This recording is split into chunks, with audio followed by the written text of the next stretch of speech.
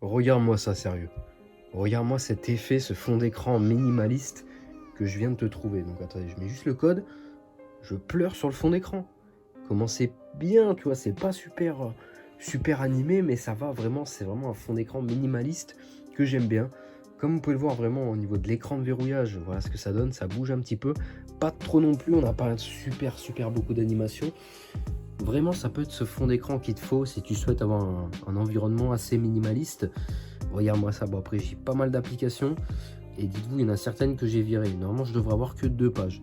Donc, dans ces vidéos, je te montre comment on fait pour mettre ce fond d'écran avec cet effet 3D, configurer les icônes et tout. Donc, un petit setup complet pour avoir, on va dire, un setup assez minimaliste. Donc, je vais te montrer ça tout de suite dans ces vidéos. Donc, déjà, première étape, on va venir appuyer ici sur l'écran de verrouillage. On va faire un petit plus.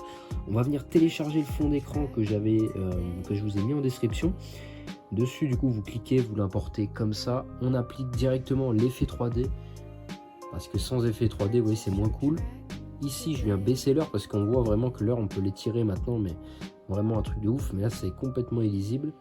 Moi, ce que j'aime bien faire, vous voyez, c'est pas non plus à garder en normal, mais pour avoir un petit effet 3D comme ça, franchement, j'aime bien. Regardez ça, hop, je fais ajouter.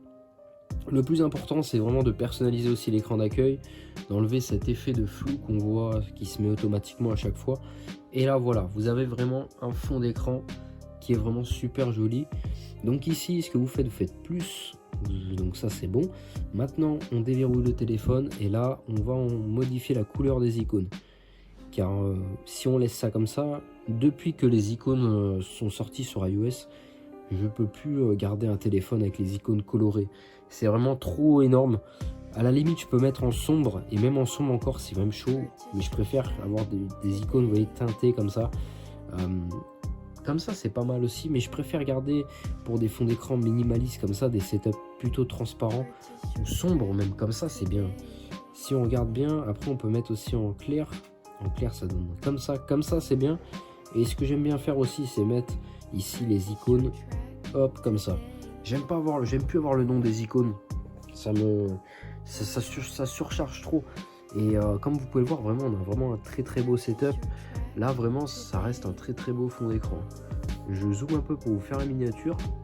Oh là là. Oh, je pleure dessus carrément. Oh, ce fond d'écran, mon gars. Là, vraiment, t'as un très beau fond d'écran minimaliste avec un super écran de verrouillage, comme tu peux le voir ici. Donc, c'est vraiment pas mal. Donc voilà, donc j'espère que cette vidéo vous aura plu. Si toi aussi tu vas avoir accès à d'autres fonds d'écran, d'autres thèmes animés, n'hésite pas à aller voir sur ma chaîne. Dans la playlist iOS 26, j'ai énormément de fonds d'écran. Donc voilà, donc là tous les fonds d'écran que j'ai, je vous les ai présentés. Celui-ci c'est vraiment un très joli fond d'écran. Hop, si vous le voulez, n'hésitez pas à aller voir la vidéo, je l'ai sorti aussi sur ma chaîne, vous allez voir. J'espère que cette vidéo vous aura plu. N'hésitez pas à vous abonner, à commenter, à liker, ça me ferait extrêmement plaisir. Et puis sur ce, à de prochaines vidéos.